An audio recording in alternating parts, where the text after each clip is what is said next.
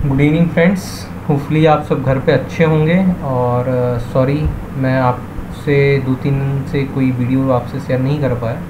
उसके पीछे रीज़न था, मेरा लैपटॉप प्रॉपरली वर्क नहीं कर रहा था, इस कारण से मैं आप तक नए वीडियोस नहीं शेयर कर सका। और होपफुली आपने बहुत अच्छी पढ़ाई करी होगी इन 2-3 दिनों में।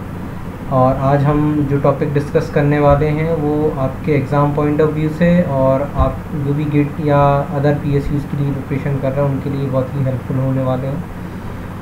आज का जो वीडियो है उसमें मैं आपसे कुछ 8085 के MCQs क्वेश्चंस को बारे में डिस्कशन करूंगा और साथ ही साथ मैं 8251 which is a USART universal synchronous asynchronous receiver transmitter को डिस्कस करूंगा। तो आज का टॉपिक स्टार्ट करते हैं, आज का डिस्कशन स्टार्ट करते हैं। तो फर्स्ट अगर हम देखें तो हमारे पास फर्स्ट क्वेश्चन जो है हमारे पास अवेलेबल है, the correct sequence of steps in the instruction cycle of a basic computer is. ये कंप्यूटर के जो भी इंस्ट्रक्शन परफॉर्म होते हैं उसके सीक्वेंस स्टेप्स के में क्या क्या प्रोसीजर अटेम्प्ट किया जाता है उसके बारे में यहाँ पे पूछा जा रहा है। और यहाँ पे कुछ सीक्वेंस इन्होंने बना के ऑप्शंस में हमारे पास रखे भी हुए हैं। जैसे कि सबसे पहला जो ऑप्शन है हमारा फर्स्ट ऑप्शन है जो उसमें फर्स्ट इन्होंने बताया fetch then execute decode and read effective address.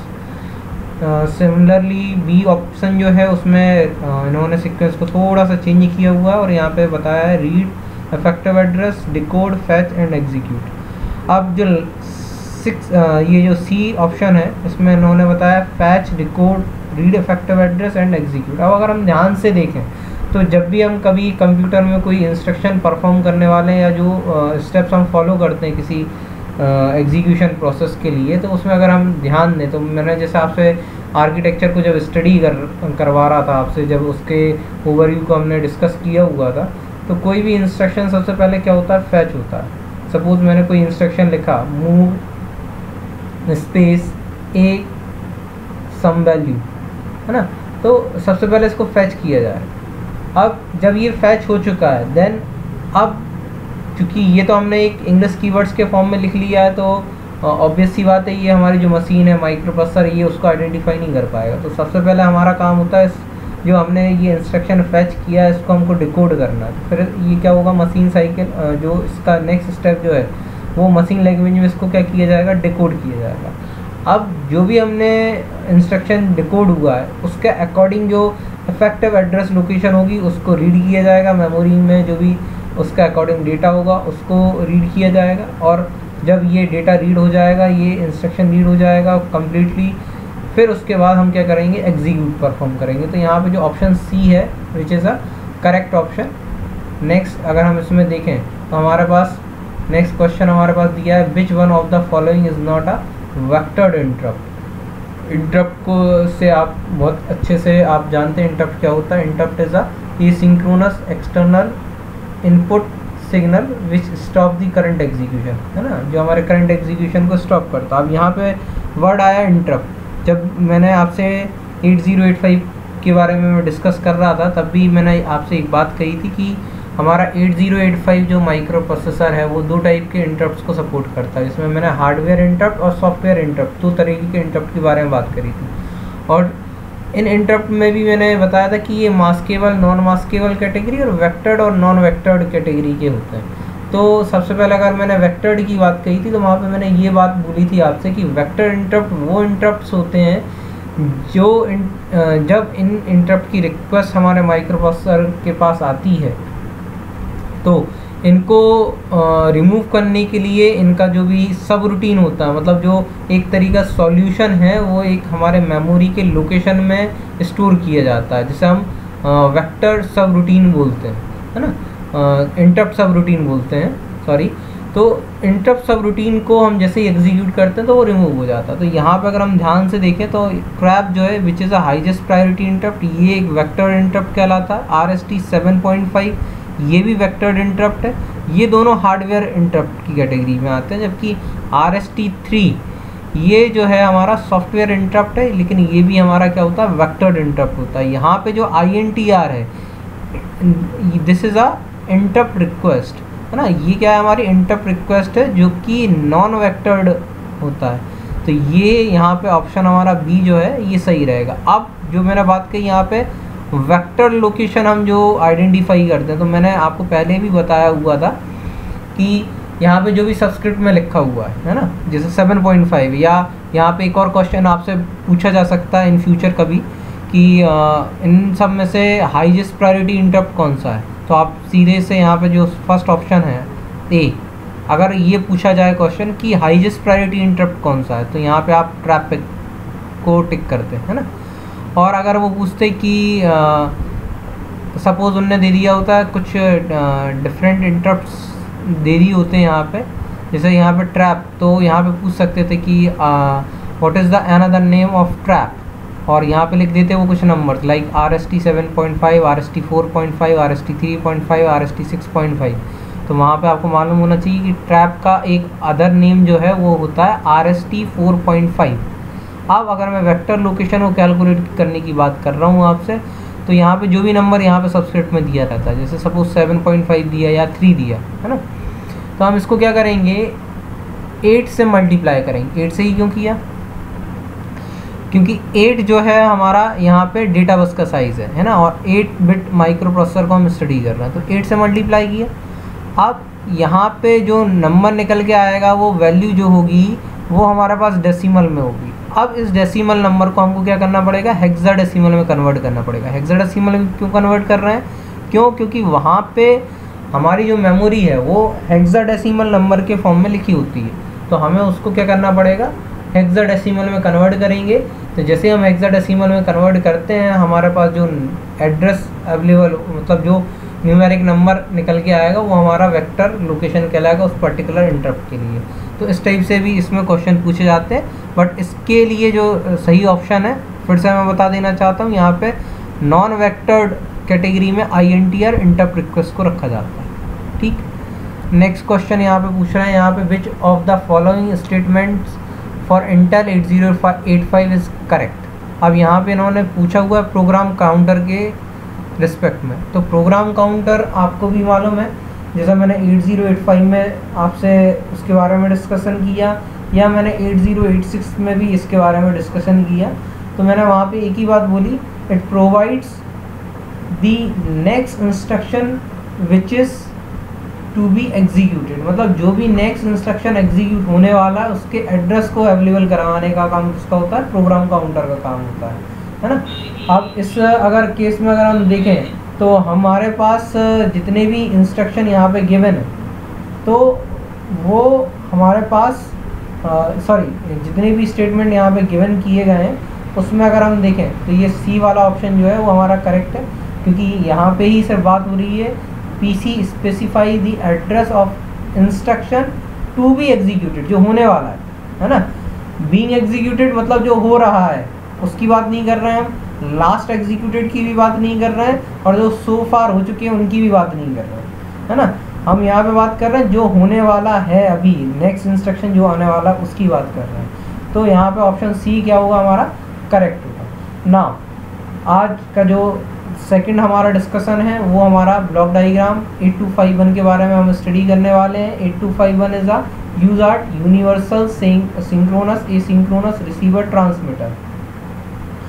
तो मैं अगर यूज़ार्ट की बात करूं तो इसकी ज़रूरत हमें इसलिए पड़ी, सबसे पहले अगर हम बात करें तो जो भी माइक्रो प्रोसेसर में हम डेटा ट्रांसमिशन परफॉर्म करते हैं वो हम पैरेलली परफॉर्म कर सकते हैं, क्योंकि हम इंटरनली ब्लॉक्स में हम पैरेलली कनेक्शन प्रोवाइड कर सकते हैं। लेकिन जब भी हम माइक्रो प्रोसेसर से बाहर हम बात कर रहे हैं या अदर इनपुट आउटपुट डिवाइस या मेमोरी से हम कनेक्ट कर रहे हैं, तो वहाँ पे हमें क्या करना पड़ेगा, इतने नंबर ऑफ लाइंस या इतने नंबर ऑफ वायर्स हम प्रोवाइड नहीं कर सकते। We are not able to provide such number of connections between two device. तो हमको क्या करना पड़ेगा, हमें वहाँ पे एक सिंगल लाइन या 2 लाइंस के थ्रू जिससे हम इनपुट आउटपुट परफॉर्म करा सकें, वहाँ पे हमें कनेक्शन देना पड़ेगा ना। अब यहाँ पे जो भी डेटा ट्रांसमिशन परफॉर्म होगा वो कैसा होगा, हमारा सीरियली डेटा ट्रांसमिशन परफॉर्म होगा। तो अब हमारे पास एक ऐसा डिवाइस होना चाहिए जो माइक्रो प्रोसेसर के पैरेलल डेटा को सीरियली कन्वर्ट करे, और जो भी अदर डिवाइसेस हैं जो उससे इंटरफेस हो रही हैं, वो जो डेटा सेंड कर रही हैं सीरियली, वो उस तक कन्वर्ट होकर पैरेलल के फॉर्म में आ सके। तो उसके लिए हमारे पास क्या अवेलेबल है, 8251 अवेलेबल हुआ। अगर हम कम्युनिकेशन, सिंपल कम्युनिकेशन की बात करते हैं, तो सिंपल कम्युनिकेशन में अगर हम बात करें तो हम 3 मोड्स में वर्क करते हैं, simplex, half duplex and full duplex, है ना। सिंप्लेक्स कैटेगरी की बात करते हैं अगर हम, तो सिंप्लेक्स में क्या होता है, 1 वे ट्रांसमिशन की बात करते हैं। जैसे हमारे घर में जो केबल चैनल्स के में हम डेटा रिसीव कर रहे हैं वो 1 वे डायरेक्शन में, हम सैटेलाइट को कुछ चीज़ सेंड नहीं कर रहे होते हैं, सैटेलाइट से हम डेटा रिसीव कर रहे होते हैं, तो ये 1 वे कम्युनिकेशन में आ गया, है ना। फिर अगर हम बात करें हाफ डुप्लेक्स की, तो at a time one device react as a transmitter and other one is react as a receiver, not a same time, है ना। सेम टाइम पे वो ऐसा नहीं कर सकते। लाइक वॉकी टॉकी जो हमारे पास, जो हमारे पुलिस मैन होते हैं, जो हमारे, उनके पास जो वॉकी टॉकी अवेलेबल होता है, वहाँ पे अगर एक ट्रांसमिट कर रहा है तो एक रिसीवर एंड पे सिर्फ सुन सकते हैं, उस टाइम वो बोल नहीं सकते वो, है ना। तो ये उसकी कैटेगरी में आएगा। Now last is full duplex mode. Full duplex में both side at same time one can receive as well as transmit the data. जो हमारे सिंपल मोबाइल फ़ोन्स होते हैं वो उसी की कैटेगरी में होते हैं। तो ये 3 टाइप के हमारे क्या होते हैं, कम्युनिकेशन के टाइप्स होगा या मोड्स कह लेते हैं हम इनको, है ना। नाउ अगर हम बात करें यहाँ पे, तो जो वर्ड आया यहाँ पे यूज आर्ट में, सिंक्रोनस, एसिंक्रोनस। तो सिंक्रोनस और एसिंक्रोनस की अगर मैं बात करता हूँ, तो सिंक्रोनस का मतलब होता है जहाँ पे हम डेटा को ट्रांसमिशन परफॉर्म करने के लिए हम ब्लॉक्स के फॉर्म में on the basis of clock pulses we are sending our data, है ना। वहाँ पे हम जो भी डेटा ट्रांसमिशन करेंगे वो डिपेंड करेगा टाइम पे, है ना। Block of character depends on time, है ना। और अगर हम एसिंक्रोनस की बात करते हैं, तो वहाँ पे हम जो भी डेटा ट्रांसमिशन कर रहे हैं उसके आगे स्टार्ट बिट और स्टॉप बिट हम वहाँ पे अपेंड करते हैं। मतलब जो भी कैरेक्टर्स होते हैं उनके आगे स्टार्ट बिट और लास्ट में स्टॉप बिट अपेंड करके हम डेटा को ट्रांसमिट कर रहे होते हैं। अगर हम इनकी स्पीड की, डेटा ट्रांसमिशन रेट की बात करें, तो एसिंक्रोनस मोड में लेस देन 20 kbit पर सेकेंड डेटा ट्रांसमिशन परफॉर्म होता है, और अगर हम सिंक्रोनस मोड की बात करें तो वहाँ पे हाई डेटा ट्रांसमिशन रेट होता है which is greater than 20 kbit पर सेकेंड होता है ना। और अगर हम यहाँ पे बात करें तो सिंक्रोनस डेटा टाइम में कोई स्टार्ट और स्टॉप बिट यूज़ नहीं होता, जबकि यहाँ पे यूज़ हो रहा है। अगर 1 क्लॉक मतलब वहाँ पे अगर हम क्लॉक की बात करें तो वहाँ पे ट्रांसमीटर और रिसीवर एंड दोनों पे क्या होगी, सेम क्लॉक यूज़ होगी। कहाँ पे, सिंक्रोनस में, क्योंकि वहाँ पे सिंक्रोनाइज फॉर्म में डेटा ट्रांसमिशन हो रहा है। जबकि यहाँ पे ऐसा कोई स्टिक वो नहीं है कि सेम क्लॉक यूज़ होनी चाहिए। यहाँ पे सेपरेट क्लॉक इनपुट भी यूज़ करते हैं ट्रांसमीटर और रिसीवर पे। तो ये अगर हम डिफरेंस देखें तो सिंक्रोनस और एसिंक्रोनस में हम डिफरेंस बता सकते हैं। और एक बहुत अच्छा वर्ड पूछा जाता है बॉड रेट का। तो baud rate is simply data transmission को रिप्रेजेंट करता है।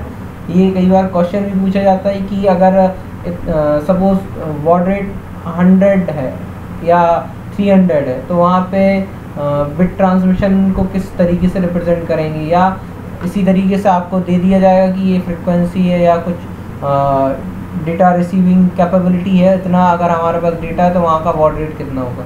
तो आपको ये मालूम होना चाहिए कि baud is equal to bit transmitted upon second, मतलब पर सेकेंड कितना बिट ट्रांसमिशन हो रहा है, इसको रिप्रेजेंट करने को हम बॉड रेट से रिप्रेजेंट करते हैं, है ना।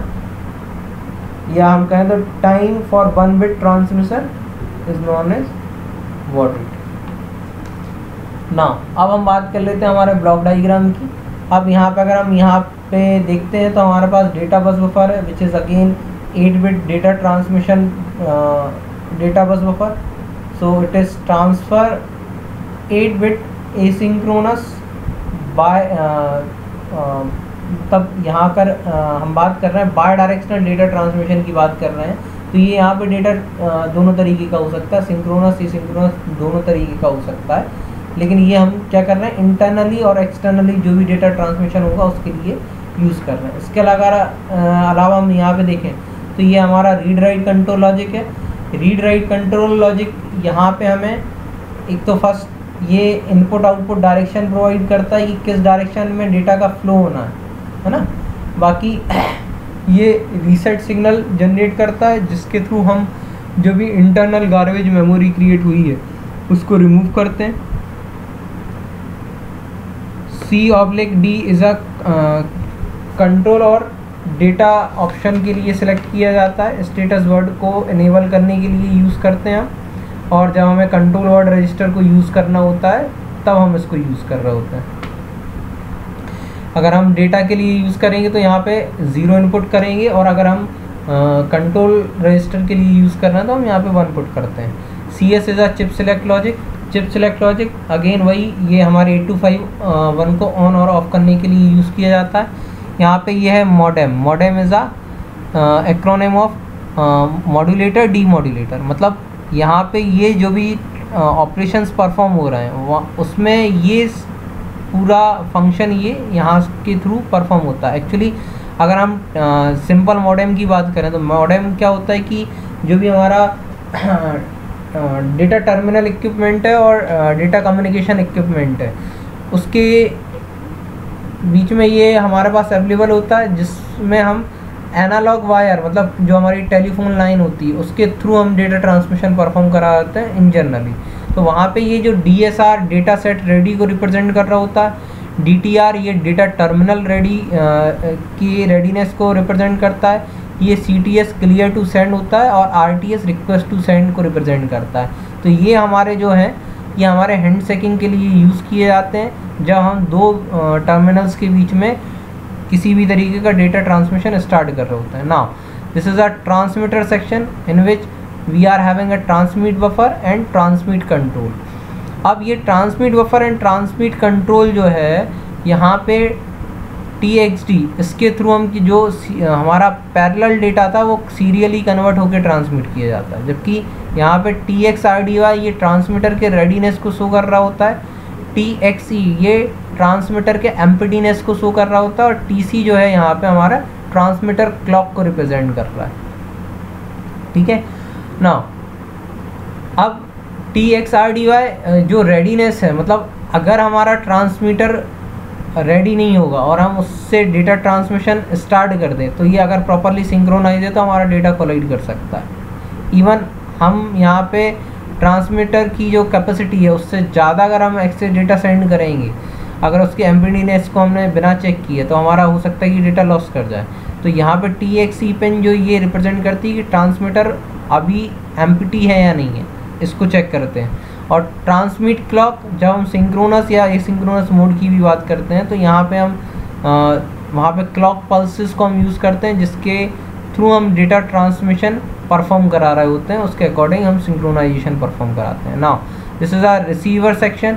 इन receiver section we are having receive buffer and receive control. Receive RxD pin पे यहाँ पे हमारा जो भी डेटा है सीरियली रिसीव किया जाता है, जिसको पैरेलली कन्वर्ट करके माइक्रो प्रोसेसर के पास सेंड किया जाता है। नाउ RxRDY ये अगेन रिसीवर के रेडीनेस को शो करता है। RxC रिसीवर के लिए क्लॉक पल्स प्रोवाइड करते हैं। SYNDT ये हमारे सिंक्रोनस डिटेक्ट के लिए, जब हम सिंक्रोनस मोड की बात करते हैं तो ये जो हमारे कैरेक्टर ब्लॉक ऑफ डेटा है जो हमारे पास रिसीव हो रहा है उसमें जो क्लॉक के सिंक्रोनाइजेशन के साथ साथ ये डिटेक्ट हमें सिंक्रोनस डिटेक्ट के थ्रू हम ये डिफाइन करते हैं कि यहाँ पे हमारे पास सिंक्रोनस मोड में डेटा को रिसीव किया जा रहा है। तो ये हमारा कंप्लीट ऑपरेशन है यहाँ पे, और इन दोनों के कंट्रोल ब्लॉक्स को कंट्रोल कराने का काम भी हमारा रीड राइट कंट्रोल लॉजिक ही करता है यहाँ पे। Now this is all about R8251। और अगर मैं फीचर्स की बात करूँ तो ये 28 पैकेज पे अवेलेबल होता है। TTL कंपेटेबल है, मतलब किसी भी माइक्रो प्रोसेसर फैमिली के साथ यूज़ किया जा सकता है। अगर हम सिंक्रोनस मोड की बात करें तो ये 5 to 8 बिट कैरेक्टर को सपोर्ट करता है, और अगर एसिंक्रोनस मोड की मैं बात करूं तो ये 5 to 8 बिट कैरेक्टर और जो इसका क्लॉक रेट सिलेक्टेबिलिटी है वो 1, 16 और 64 टाइम वर्ड रेट के साथ में काम करता है। और ब्रेक कैरेक्टर जनरेशन की अगर मैं बात करूं तो 1 1 एंड हाफ और 2 स्टॉप बिट्स हम यहाँ पे यूज़ करते हैं। हमेशा याद रखिएगा, स्टार्ट बिट के फॉर्म में हम हमेशा 0 को यूज़ करते हैं और स्टॉप बिट के लिए हम हमेशा 1 को यूज़ करते हैं। तो फ्रेंड्स, आज के लिए इतना डिस्कशन काफ़ी है। होपफुली आपको 8251 क्लियर हो गया होगा। इसमें अगर कोई भी किसी भी तरीके का डाउट हो तो आप मुझे मेरे मेल आईडी पे ज़रूर मुझे रिप्लाई करिएगा। और होपफुली आपको मेरे वीडियोस पसंद आ रहे होंगे और ये आपके लिए हेल्पफुल भी होंगे। अगर किसी भी तरीके का कोई भी डाउट है या आप कुछ और चाहते हैं कि मुझे उस पर्टिकुलर टॉपिक पे मेरा कुछ वीक है या आप चाहते हैं कि और भी इसमें कुछ इम्प्रूवमेंट हम कर सकें, तो मैं ज़रूर करने की कोशिश करूँगा। तो आप अपने फीडबैक्स ज़रूर मुझे शेयर करिएगा। Thank you for watching. Thank you friends.